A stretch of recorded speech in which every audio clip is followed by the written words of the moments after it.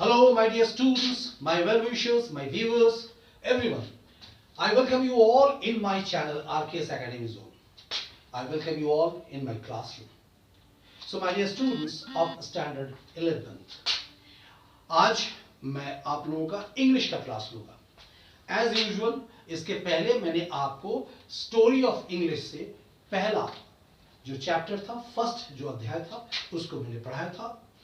आज second chapters यानी English down the edges वो मैं आपको पढ़ाऊंगा कि किस तरीके से इंग्लिश यानी अंग्रेजी जो है भाषा के रूप में धीरे धीरे आज इस क्रम में विकास की ओर आया. कैसे यानी उसको यहाँ पर हम लोग जो देखेंगे हमें पढ़ने को मिलेगा. उसको पहले हम लोग समझें, देखें और जो लाइन बाय लाइन पहले हम लोग उसको पढ़ लेते हैं. बाकी बातें हम लोग फिर बाद में at the end of the class हम लोग करेंगे. ठीक है, तो चलिए मेरे साथ आइए. तो मेरे जितने भी स्टूडेंट्स हैं क्लास 11th के, आज उन लोगों के साथ हम चलेंगे जो इंग्लिश पढ़ेंगे और इंग्लिश के जो स्टोरी ऑफ इंग्लिश जो था उसको हम लोगों को पढ़ना है. इसके पहले भी मैंने एक अध्याय आप लोगों के साथ पढ़ा था, हाउ इंग्लिश बिगैन. ठीक है, और मेरे ख्याल से उसको आप लोगों ने तैयारी की होगी, पढ़ा भी होगा. आज हम लोग चलते हैं second chapter from story of English, English down the ages. Chapter 2 English down the ages है ना. तो डाउन द एजेस मतलब कैसे अंग्रेजी जो है, भाषा जो है, किस तरीके से धीरे धीरे हमारे पास आहिस्ते आहिस्ते कैसे ग्लोबली डेवलप किया, किस उम्र के साथ ये बढ़ा, कैसे बढ़ा, इसको आज हम लोग इस अध्याय में देखेंगे. ठीक है, तो चलिए हम लोग देखते हैं. The importance and usages of the English language in our modern and globalized world creates the impression that it is the language spoken by the maximum number of people all over the world. आज जो हम लोग देखते हैं कि the importance and usage of the English language, अंग्रेजी भाषा का जो इस्तेमाल देख रहे हैं और उसके महत्व को जो देखते हैं आज की जो मॉडर्न और ग्लोबलाइज दुनिया में, आधुनिक जो विश्व में अगर हम इसको देखते हैं तो हमें ऐसा मतलब देखने को मिलता है कि maximum number of people all over the world जो है पूरी दुनिया में वो अंग्रेजी भाषा बोलते हैं. However, it is interesting to know that Mandarin Chinese spoken by approximately 873 million people hold this distinction. ठीक है. However, it is interesting to know, ये जानकर मतलब हैरानी होती है कि मैंडरिन चाइनीज़ जो थे स्पोकन बाई, उनके द्वारा Mandarin Chinese spoken by approximately 873 million people, यानी इतने लोग मैंडरिन चाइनीज़ की जो भाषा ये लोग बोलते थे. English is spoken by about 309 million people, और जबकि अंग्रेजी जो है बोले जाते हैं करीब करीब 309 मिलियन पीपल. दो it is language which has its presence in all parts of the world. हालांकि ये एक ऐसी भाषा है जो जिसका मतलब प्रेजेंस यानी जो देखने को मिलता है करीब करीब विश्व के हर कोने कोने में. And it's power is failed the world over, और पूरे दुनिया में, पूरे विश्व में इसकी ताकत देखने को मिलती है. Hindi is the third in terms of the number of speakers in the world, और वक्ता के रूप में जो लोग भाषा का इस्तेमाल करते हैं उसमें हिंदी जो है वो तीसरे रैंक पर आते हैं. Another surprising fact is that English is just about 1500 years old and the language we are familiar with is less than 5 centuries old. यानी देखिए हम लोग क्या देखा कि हिंदी जो है थर्ड ऐसे भाषा है जहाँ लोग इसको बोलते हैं, तृतीय भाषा. यानी पहले रैंक में जैसे अगर हम देखें कि अंग्रेजी की मात्रा जैसे इतना ज़्यादा विस्तारित है बोलने वाली लोग कोने कोने में विश्व के, वहीं पर हिंदी जो है तीसरे रैंक पर आती है, हिंदी भाषा. Another surprising fact is that English is just about 1500 years old. और एक अमेजिंग फैक्ट क्या है, बहुत चौंकने वाली बात क्या है कि अंग्रेजी is just about 1500 years old, मात्र जो है 1500 साल पुराना है. And the language we are familiar with is less than 5 centuries old. और जिस भाषा से हम लोग फेमिलियर हो चुके हैं वो करीब करीब 5 सेंचुरी की बात है, शताब्दी। ठीक है। Moreover this language has given expression to world class literature in all genres. और यूँ देखा जाए तो वस्तुतः ज़्यादा हो कम हो, लेकिन ये भाषा जो है, ये लैंग्वेज जो has given expression to world class literature in all genres. World class literature यानी लिटरेचर जो साहित्य के मामले में सचमुच मतलब वर्ल्ड क्लास लिटरेचर ये बन बैठा है, जहाँ पर अगर ऐसे लोगों का नाम आता है जैसे Shakespeare, Wordsworth, Milton and many others are still considered the greatest masters of their art. ये लोग जितने भी हैं, शेक्सपियर हो, वर्ड्सवर्थ हो या मिल्टन हो, तो यहाँ मिल्टन के लिए, वर्ड्सवर्थ के लिए, शेक्सपियर के लिए, देखिए ये लोग अपने आप में एक मुकाम हासिल किया है। शेक्सपियर को भी अगर हम लोग देखते हैं, जिन्होंने भी शेक्सपियर को पढ़ा होगा, उनके अनगिनत ऐसे ड्रामा है, फिक्शियस ड्रामा जिसको बोला जाए, कविताएं हैं जो वर्ड्सवर्थ का भी या मिल्टन का भी इस तरह के कविताएं जो देखने हो, वर्ड्सवर्थ को नेचर्स पोएट कहा जाता है। तो इस तरह से ये लोग एक जगह अपना एक मुकाम हासिल किए हैं। And many others are still considered the greatest masters of their art. और बहुत ऐसे लोग हैं, कवि हों, मतलब ये राइटर्स हैं, जो अपने अपने आर्ट में, अपने अपनी कला में दक्षता हासिल किए हैं। And are relevant for their ideas and literary genius. और साहित्य के रूप में सचमुच वो जीनियस है, बने हैं। The following facts will enable you to understand the reasons which have transformed the once humble East Midland dialect to a position of unparalleled greatness in our times. और जैसे हम लोग आगे देखेंगे कि किस तरीके से हमारा जो ईस्ट मिडलैंड डायलेक्ट जो हम लोग पहले बोलते थे, वो धीरे धीरे to a position of unparalleled greatness in our times, एक समय में वो पूरा राज करने बैठ गया, वो भाषा चारों विश्व के कोने में वो फैल गया। तो चलिए आगे देखते हैं हम लोग। अब इसको कैसे देखते हैं, तो periods in the history of English, अंग्रेजी का जो विकास हुआ है उसको, उस क्षण को, उस पीरियड्स को किस तरीके से बांटा गया है उसको देखते हैं। The evolution of the English language from the beginnings in the Anglo Saxon times to the modern era. तो एंग्लो सेक्शंस जो हम लोग आगे पढ़े थे, उस समय से लेकर जो मॉडर्न एरा के बीच में किस तरीके से ये विकसित हुआ उसको हम लोग देखते हैं। Has been an unbroken one. We can distinguish 3 main periods in the history and growth of the language in the following manners. हाँ, तो इसको देखिए, ध्यान में रखिएगा कि we can distinguish 3 main periods in the history and growth of the language in the following manners. इस भाषा का जो विकास, वृद्धि, ग्रोथ जो भी आप बोले, वो इतिहास बताता है कि किस तरीके से बढ़ा है। ओल्ड इंग्लिश एक जो इसको बांटा गया है 3 तरीके से, इसके मतलब पार्ट को बांट दिया गया है कि पहला जो है ओल्ड इंग्लिश, यानी जो पुरानी, जो प्राचीन अंग्रेजी जिसको बोले, वो AD 449 टू AD 1066। हाँ, तो AD 449 से 1066 के बीच में जो विकास हुआ, जो भाषा उस समय रहा अंग्रेजी का, उसको हम लोग, उस पीरियड को, अंग्रेजी का जो पीरियड रहा उसको हम लोग ओल्ड इंग्लिश यानी प्राचीन अंग्रेजी में बांटते हैं।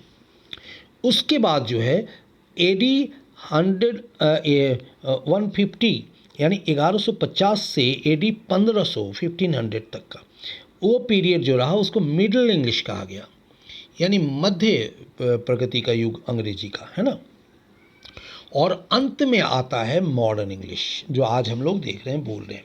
तो इस मॉडर्न इंग्लिश का जो ये पीरियड रहा वो AD मतलब एना डोमिनी जिसको बोलते हैं AD, ठीक है। तो 1500 से वो ऑनवर्ड्स बढ़ा, आगे चला और अभी तक चल भी रहा है हमारे साथ।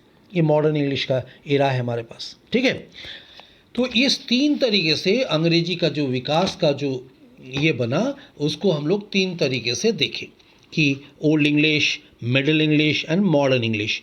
और ओल्ड इंग्लिश का एरा, इसको आप लोग ध्यान में रखेंगे। देखिए ऑब्जेक्टिव क्वेश्चंस वगैरह में ये सब जो periods in the history of English जो है उसको ध्यान में रखना है कि वो पीरियड कैसे रहा। कि ओल्ड इंग्लिश का पीरियड हो गया AD 449 टू AD 1066, है ना, 1066। मिडिल इंग्लिश का पीरियड क्या रह गया, तो AD 1150 टू AD 1500, 1150 से लेकर 1500 के बीच में। एंड मॉडर्न इंग्लिश का पीरियड क्या रह गया कि AD 1500 से ऑनवर्ड्स, आगे की तरफ जो अभी चल रहा है ना। अब देखिए थोड़ा सा पार्ट इसमें चलते हैं कि आगे ओल्ड इंग्लिश का पीरियड को थोड़ा देखें. Old English. Throughout this period, English continued to be the language of everyday speech for the common mass. इस पीरियड में क्या रहा, कैसे विकास किया अंग्रेजी? Continued to be the language of everyday speech for the common mass. Common mass जो common लोग थे उनके बीच में ये प्रतिदिन की एक भाषा बन बैठा था. And the divisions made above are more for convenience, but it is possible to distinguish certain linguistic features in each of these periods. ये जो डिविजन्स हम लोग देखते हैं मेड अबव आर मोर, ये जो ऊपर का जो डिविजन्स किया गया था तो आर मोर फॉर कन्वीनियंस, हम लोग के लिए आसानी हो इस वजह से किया गया था.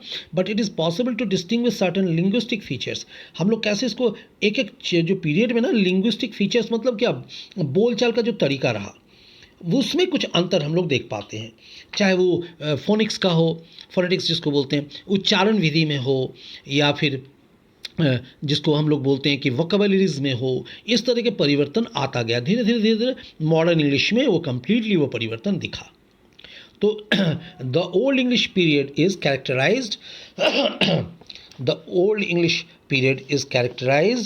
Bye inflections, and gradually over a period of time these inflections were found to have been leveled. तो ये जो हमारे सामने ओल्ड इंग्लिश का जो पीरियड रहा तो उसको हम लोग देखें इसी डायलेक्ट के आधार पर देखें. And literature product during the age was not of much significance. और इस पीरियड में जो भी मतलब साहित्य सामने उभर कर आए वो इतने महत्वपूर्ण नहीं थे. As court patronage was lacking and the age came to be known as the dark age. तो इस समय जो मतलब जो भी चीज़ उठ के आया उसमें कुछ न कुछ लैक किया, यानी उस खामियां रही, और वो क्या कहा जाए, the age came to be known as the dark age. इस एज को हम लोग डार्क एज ही बोलते हैं. इसमें इस भाषा का प्रचलन शुरू तो हो गया था लेकिन इस कदर छाया नहीं था. ठीक है, तो वहाँ बोलचाल के रूप वो अलग अलग थे. इसके बाद आ जाते हैं Middle English. From 1150 onwards English began to emerge as a language of literature साहित्य का भाषा बनने लगा 1150 के बाद से. और यानी हर भाषा में जो साहित्य हम लिखे जाने लगे तो उसमें ज़्यादातर अंग्रेजी का प्रयोग होने लगा. The language was enriched through extensive borrowing from French and Latin. और ये भाषा ज़्यादातर मतलब जो फ्रेंच और लैटिन से जो आए भाषा के लिए वहाँ अंग्रेजी का इस्तेमाल ज़्यादा से ज़्यादा देखने को मिले. Apart from this two other major developments occurred. One was the invention of the printing presses 1476. और इसके अलावा जो परिवर्तन देखा गया उसमें से एक था कि प्रिंटिंग प्रेस का आना जो कि 1476 में हुआ. And the other being a considerable rise in literacy.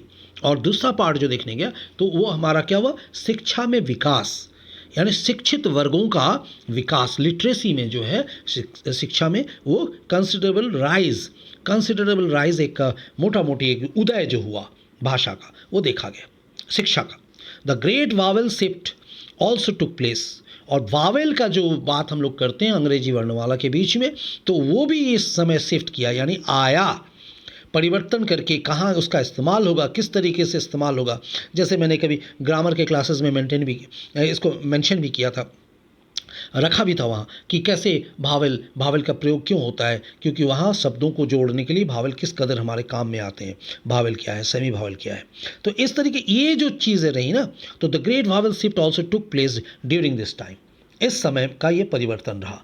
All these factors contributed tremendously to creating language for both spoken and written purposes.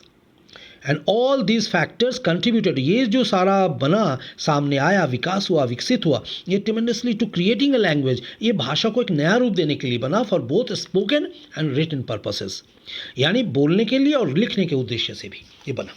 ठीक है, तो मिडिल इंग्लिश में हम लोग ये देखें. इस मेन पार्ट को आप लोग नोट करते रखिएगा.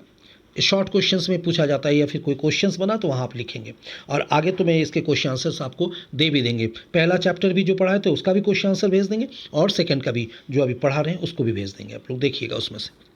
Modern English use since AD 1500 till now is called modern English. अब तक जो भाषा 1500 से मतलब जो चालू हुआ AD से वो अभी तक चल रहा है, और वो मॉडर्न इंग्लिश का एरा रहा और अभी तक है. हम लोग अभी न्यूली जो चलते जा रहे हैं, बनाते जा रहे हैं, प्रयोग करते जा रहे हैं, प्रयोगात्मक होता जा रहा है. ये and this period is being subdivided into modern and new English. तो मॉडर्न इंग्लिश का ही पार्ट अभी कुछ अगर परिवर्तन भी हो रहा है तो जिसको हम लोग न्यू इंग्लिश बोल रहे हैं. From the beginning of the modern period to end of the 19th century, from the beginning of the modern period to the end of the 19th century, 19th century के अंत तक एक अंग्रेजी का जो मॉडर्न पार्ट जो आया धीरे धीरे वो घटा, ये कुछ नए एक्सपेरिमेंट्स भी उसके अंदर आए. English was basically the language of the Britishers, and अंग्रेजी जो बोला गया भाषा वो खास करके जो ब्रिटिशर्स थे जो थे उनके रहे.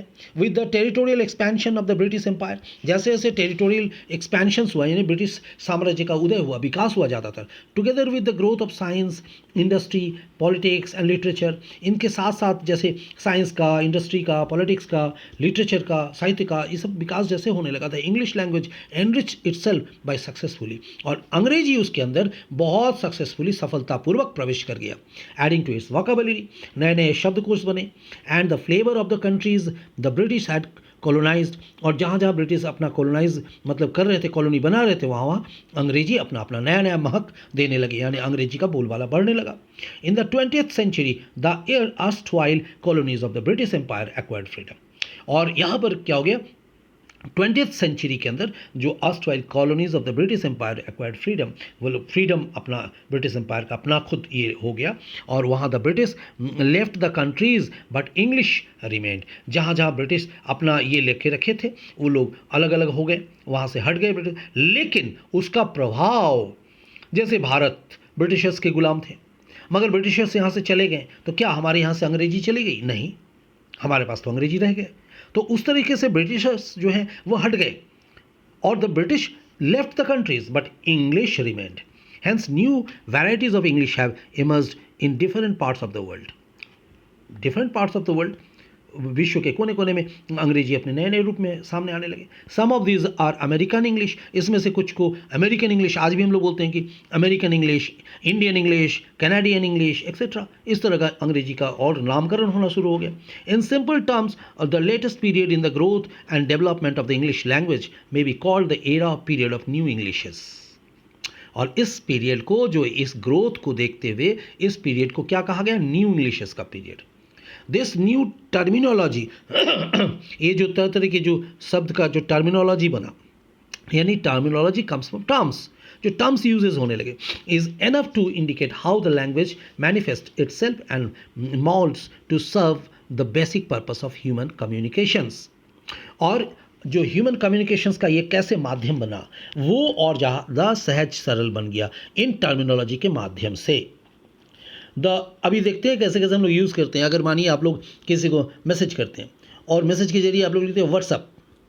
व्हाट्सअप का मतलब क्या हो गया? जैसे एक शॉर्ट फॉर्म में हम लोग व्हाट्सअप, तो व्हाट्सअप का मतलब क्या हो गया? और क्या, कैसे हैं, लाइक दिस. तो एक छोटा सा फॉर्म आ गया ना. अभी हाउ आर यू नहीं बोल के हम लोग ये यूज़ कर रहे हैं.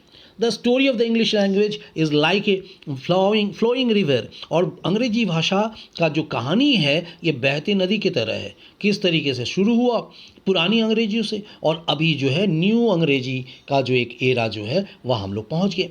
एंड मेंडरिंग अक्रॉस कंटिनेंट्स, ये कंटिनेंट्स को मतलब पार करते करते आगे बढ़ा. Absorbing the native soil and entering the hearts of the people. और एब्जॉर्विंग द नेटिव सॉइल, और जो नेटिव मातृभूमि को, उसकी ज़मीन को, उसके मिट्टी को वो पकड़कर, सूंघकर, उसको लेकर ये आगे बढ़ा. और entering the hearts of the people, लोगों के हृदय को, लोगों के मन को छू लिया.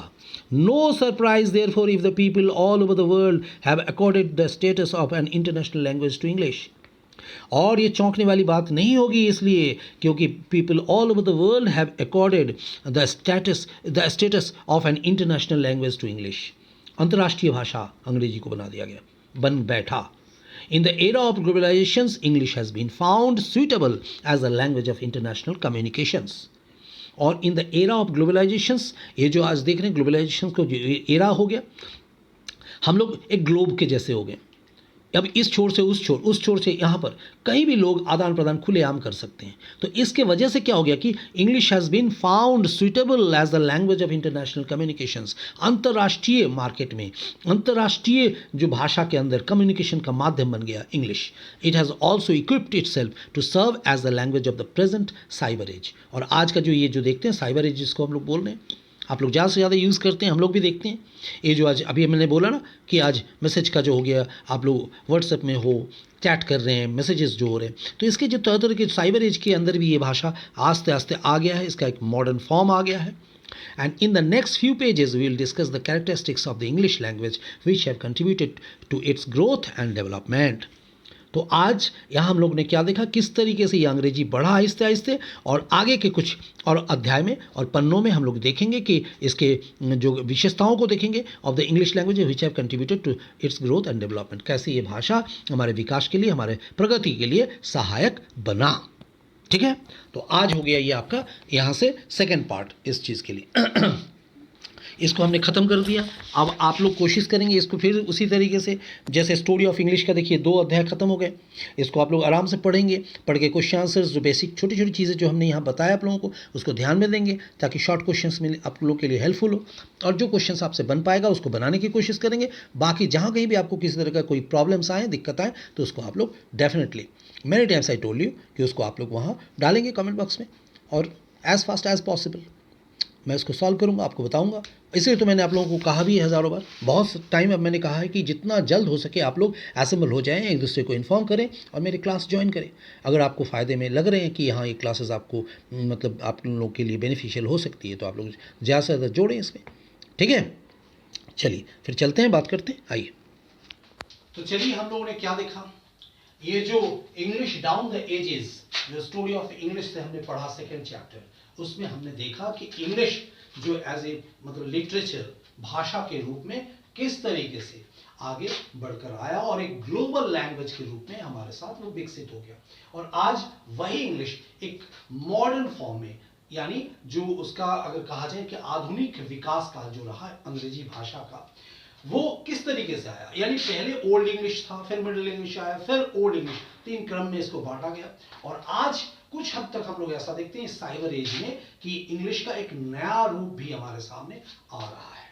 तो चलिए इसके साथ ही इस क्रम में हमने देखा कि इंग्लिश किस तरीके से भाषा के रूप में हमारे साथ आगे बढ़ा. आज यहीं तक आपके साथ, आप लोग इसको, इस अध्याय को फिर से पढ़ें, एक बार रीडिंग लगाएं अच्छे से. एज यूजुअल मैंने आप लोगों से कहा है कि इसको अच्छे तरीके से पढ़ें, समझें, इसके हार्ड वर्ड को निकालें, और जो क्वेश्चन आंसर्स बनते हैं, शॉर्ट क्वेश्चन आंसर्स बनते हैं, सारी चीज़ इसके अंदर ही दिया हुआ है. इन चीज़ों को आप ध्यान से पढ़ें ताकि कहीं पर आप कुछ मिस ना करें. बस रेगुलर स्टडीज रखेंगे, साथ साथ हम लोग को आगे बढ़ना है. और ऑलवेज रिमेंबर कि हमारे सामने एक लक्ष्य है, उस लक्ष्य को हमें निकलना है आगे उससे. तो लक्ष्य को प्राप्त करना है, और वो है 75% एंड अबव देन दैट, जो मैं शुरू से बोलता आ रहा हूँ. तो आप लोगों को अगर मेरा क्लास अच्छा लग रहा हो और मतलब ऐसा लग रहा हो कि वो आपके लिए बेनिफिशियल है, तो आप लोग जल्द से जल्द अपने दोस्तों को बोले, अपने साथ ले आकर मेरे क्लासरूम में जोड़े, ताकि मैं लाइव क्लासेस आप लोगों के साथ आ सकूं जितना जल्द हो जाए. और ये सब जो मैं पढ़ा रहा हूँ ना, इसका लाइव क्लास में पढ़ने का और अलग ही मजा है, जहाँ पर आप क्वेरीज भी करेंगे, मैं आंसर भी दूंगा और हर तरीके से पढ़ेंगे. ठीक है, तो आज के लिए इतना ही. तो चलिए चलते चलते फिर मैं वही आप लोगों से कहूँगा कि हेल्थ का केयर करेंगे, हेल्थ इज वेल्थ, एंड अपना पढ़ाई ऑलवेज जारी रखेंगे, कंटिन्यूटी रहना चाहिए. ठीक है, चलिए ऑल द बेस्ट, फिर मिलते हैं, तब तक के लिए बाय बाय.